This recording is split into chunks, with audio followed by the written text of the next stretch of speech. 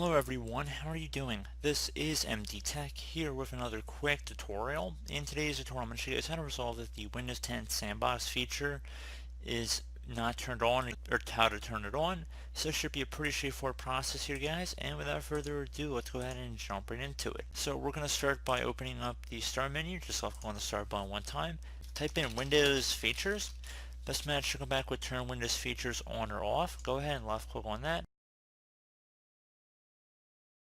So just want to check mark inside the box next to Windows Sandbox, and then left click on OK. And once that's done, it should automatically open up the Windows Sandbox. So as always, thank you guys for watching this brief tutorial. I do hope I was able to help you out, and I do look forward to catching you all in the next tutorial. Goodbye.